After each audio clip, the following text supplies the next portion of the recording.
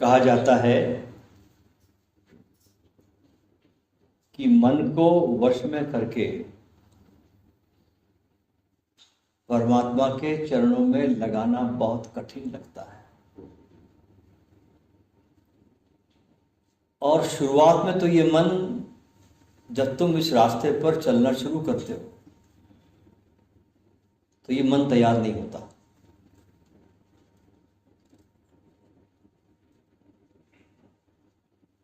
लेकिन इसको मनाए कैसे? मनाना तो पड़ेगा। अच्छा, मन आपके पास एक बहुत बड़ी शक्ति भी है। इससे बड़ी शक्ति दुनिया में किसी की भी नहीं है। अभी तक विज्ञान ने इतनी खोजें की, लेकिन जो मन की शक्ति है इसके मुकाबले में अणुबम भी फेल होते हैं। इतनी शक्ति इसके पास में, इतनी इसकी हवा की गति से भी तेज रफ्तार है इसकी कि सेकंड में अमेरिका पहुंच जाता है।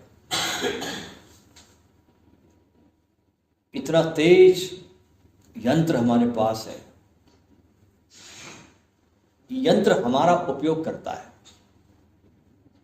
क्यों? क्योंकि भीतर का मालिक सोया हुआ है, निद्रा में है। इसलिए मन की चलती है। भीतर का मालिक जाग जाए, मन नौकर हो जाता है। गुरुजी अपने शिष्यों को एक बहुत सुंदर कहानी कहता था। कहता था कि एक बहुत बड़ा महल था, उसमें कई कमरे थे और उन कमरों को मेंटेन करने के लिए कई नौकर भी थे। ऐसा हुआ कि एक दिन मालिक को किसी कार्यवश कहीं प्रदेश जाना पड़ा। नौकरों के भरोसे वो महल छोड़ दिया गया और कुछ ऐसी घटना घटी कि बहुत वर्षों तक वो मालिक लौटा ही नहीं। जब बहुत वर्षों तक मालिक नहीं लौटा तो जो होना था वो हुआ कि हर नौकर अपने को मालिक समझने लगा। जब भी गांव से कोई आदमी आता, बड़ा महल देखता, बड़ी कोठी देखता, बड़ी गजब बनी भाई, तो बहुत सुंदर है, इसके इतने कमरे हैं, इतने नौकर चाकर हैं, बताओ इसका मालिक कौन है? तो जो नौकर भी सामने पड़ता उस आदमी के कहता कि मैं हूं मालिक, मैं हूं मालिक। लोग बड़े कंफ्यूज हो जाते थे कि जब भी आते तो नया मालिक मिलता, हर नौकर कोई दूसरा नौकर टकराता। फिर गुरुजी कहता है एक दिन ऐसा हुआ कि मालिक जो था ओरिजिनल, जो विदेश गया था, वापस लौट आया। तो नौकर जो थे वापस नौकर हो गए। तो जब तक मालिक हमारा भीतर का सोया हुआ है, निद्रा में है, चादर तान के सोया हुआ है, तब तक ये मन की शक्ति हमारा दुरुपयोग करती है। और अगर ये मालिक चेतन हो जाए, ये मालिक जाग जाए, तो मन इसका गुलाम हो जाता है। इसलिए कहा जाता है कि इस मन को मनाए कैसे। एक शिष्य था हमारी तरह, उसका मन भगवान की साधना में नहीं लगता था, और लेकिन साधना करने की इच्छा भी थी, लेकिन मन लगता नहीं था। एक सदगुरु के पास में गए और कहा कि गुरुदेव, साधना में मन नहीं लगता और मेरा साधना करने का मन भी होता है, कोई ऐसी साधना बताए कि जो मन भी लग जाए और साधना भी हो जाए। गुरु ने कहा कि तुम कल आना। दूसरे दिन वो गुरु के पास पहुंचा तो गुरु ने कहा कि सामने के रास्ते में कुत्ते के दो छोटे बच्चे हैं, उसमें से दोनों बच्चे को उठाकर ले आओ और उन बच्चों की 1 सप्ताह तक देखभाल करो। वो शिष्य सोचने लगा कि मैं तो साधना के लिए आया था, कुछ विधि जानने को आया था, और ये गुरु कुत्ते के बच्चे पकड़ा रहा है मेरे को। गुरु के इस अजीब आदेश को सुनकर वो भक्त बेचारा चकरा गया, लेकिन क्या करें, गुरु का आदेश जो था। उस शिष्य ने 2 पिल्लों को पकड़कर लाया तो, लेकिन जैसे छोड़ा वो भाग गए। कुत्ते के पिल्ले छोड़ा, भाग गए। उसने फिर से पकड़ के लाया, लेकिन फिर वे भागे। अब उसने उसको पकड़ लिया, और पकड़ने के बाद क्या करता है कि उस पिल्लों को दूध और रोटी खिलाई। अब ये पिल्ले उसके पास रमने लगे। हफ्ता भर तक उस शिष्य ने उस कुत्ते के पिल्लों की ऐसी सेवा की, यत्नपूर्वक की, कि अब ये पिल्ले भगाना भी चाहा तो वहां से भाग नहीं रहे, उसका साथ नहीं छोड़ रहे। वह जहां भी जाता वो 2 पिल्ले उसके साथ साथ जाते। यह देख गुरु ने दूसरा आदेश दिया कि इन पिल्लों को भगा दो, और भक्त के लाख प्रयास के बाद भी वो पिल्ले नहीं भागे। तब गुरु ने कहा कि देखो बेटा, शुरू में ये बच्चे, ये पिल्ले तुम्हारे पास रुकते नहीं थे, लेकिन जैसे ही तुमने उनके पास ज्यादा समय बिताया, उनको समय दिया, अब ये तुम्हारे बिना रहने को तैयार नहीं है। ठीक इसी प्रकार खुद जितना ज्यादा वक्त भगवान के पास बैठोगे, मन धीरे धीरे भगवान की सुगंध और आनंद से उसमें रमता जाएगा। हमारा मन क्यों नहीं लगता? क्योंकि हम समय नहीं देते। हम अक्सर चलती फिरती पूजा कर लेते हैं। दुकान जाना, धड़ाधड़ अगरबत्ती जलाई, घुमाई, धुआं किया, भागे। तो हमारी सारी पूजाएं जो होती है, चलती फिरती पूजाएं, तो भगवान में इसलिए मन नहीं लगता। जितनी ज्यादा आप ईश्वर के पास उसके ध्यान में बैठोगे, उतना ही मन ईश्वर के रस का मधुपान करेगा। और एक दिन ऐसा आएगा आपके जीवन में कि इसको किए बिना आप रह नहीं पाओगे।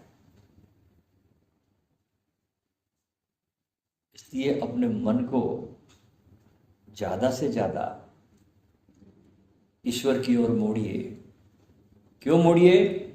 क्योंकि सिवाय ईश्वर की ओर मोड़ने के कहीं भी कुछ आनंद और शांति नहीं मिलती।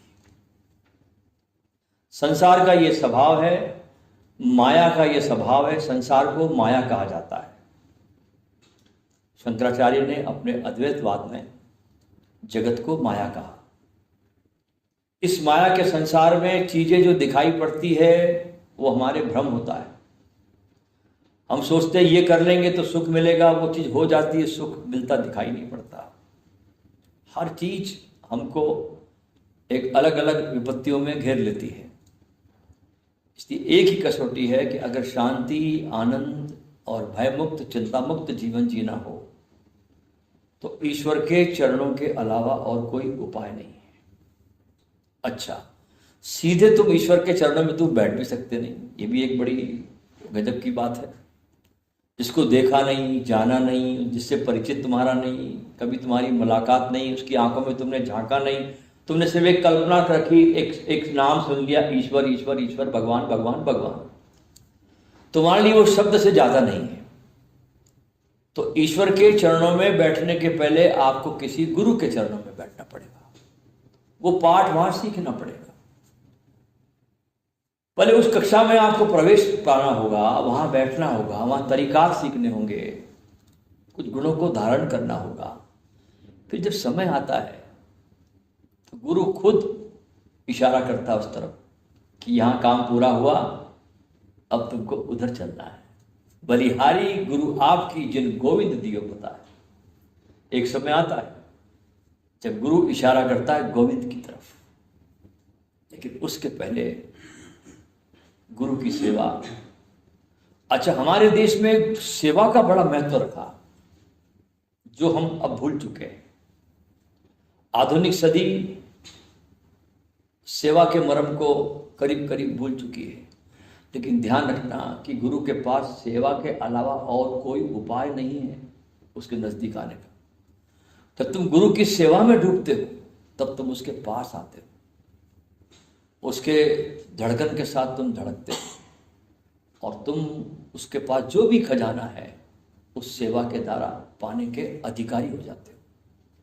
अच्छा, बड़े मजे की बात है कि एक शिष्य अगर गुरु की सेवा में लग जाए, अपने को भूलकर उठते बैठते सोते जागते उसको सिर्फ गुरु का ही स्मरण हो, उसी के कार्य का ध्यान हो, तो गुरु के पास जो भी पाया गुरु ने वो उसको सहज ही मिल जाता है। जैसे एक बाप बहुत अमीर है तो जैसे बाप की जायदाद कैसे बेटे को मिल जाती, बेटा कोई प्रयास नहीं करता उसको कमाने के लिए, लेकिन बाप की जायदाद उसको मिल जाती है। ऐसे ही गुरु की जायदाद योग्य शिष्य को अपने आप मिल जाती है। लेकिन उसके पहले बहुत समर्पण के भाव में अपने को हटाने के क्रियाओं में शिष्य को बहुत सावधानी रखनी पड़ती है। और बहुत बार ऐसा होता है कि गुरु बहुत परीक्षाएं भी लेता है इसके पहले कि अपना खजाना सौंपे पूरा का पूरा। बहुत परीक्षाओं से गुजरना पड़ता है। नानक ने अपने बहुत शिष्यों की परीक्षाएं ली। उनके खुद के लड़के भी थे, श्रीचंद और लक्ष्मीचंद, दोनों फेल हो गए। और सैकड़ों शिष्य थे नानक के, सब फेल हुए।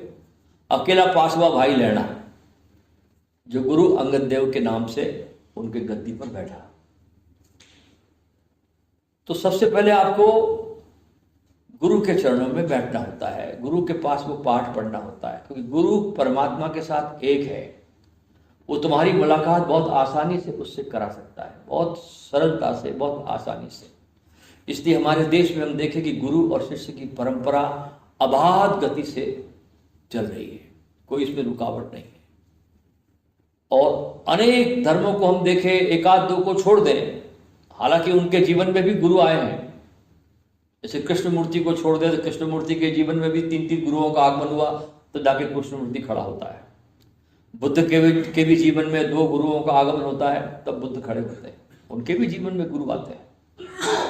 तो बिना गुरु के इस रास्ते पर चलना करीब करीब नामुमकिन होता है। अब देखिए, छोटी सी बात है कि बाहर के जगत में भी हमको कुछ पाना हो तो हमको अपने उस्तादों से मिलना पड़ता है। अगर आपको कुछ कार चलाने की कुछ कला सीखनी हो तो आपको कोई ट्रेनर रखना पड़ेगा।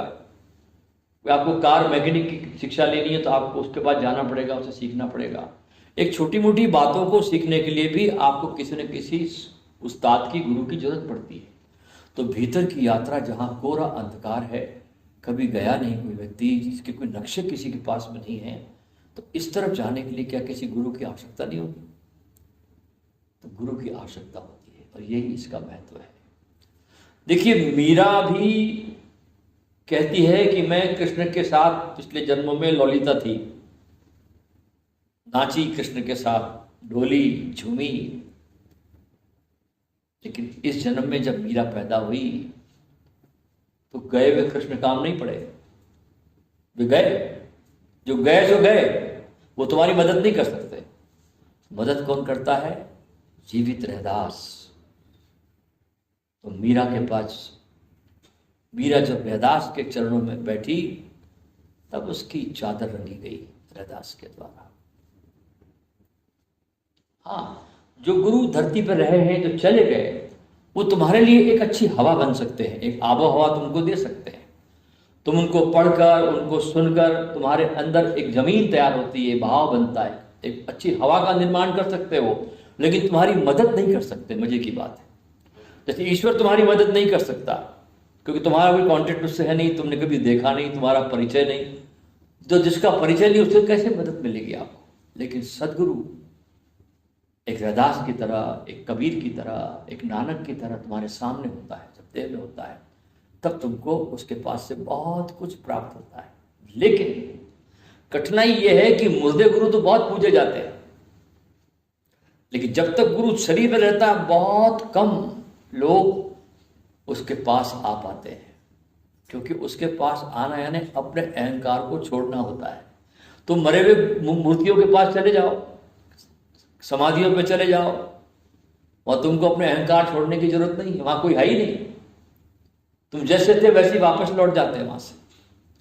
लेकिन एक सच्चे सदगुरु के पास तुम जाते तो तुम्हारे अहंकार को बड़ी चोट लगती है, और अगर वो चोट तुम लगने दो तो एक दिन तुम्हारा अहंकार चकनाचूर हो जाता है और तुम्हारे जीवन में समर्पण आ जाता है, एक असहाय स्थिति आ जाती है कि मैं क्या कर सकता हूं, जो करना तुम करो। उस स्थिति में सदगुरु का खजाना सहज रूप से शिष्य के अंदर हस्तांतरित हो जाता है। गुरु कुछ प्रयास करता नहीं, शिष्य भी कोई प्रयास नहीं करता, अचानक सब कुछ शिष्य को मिल जाता है।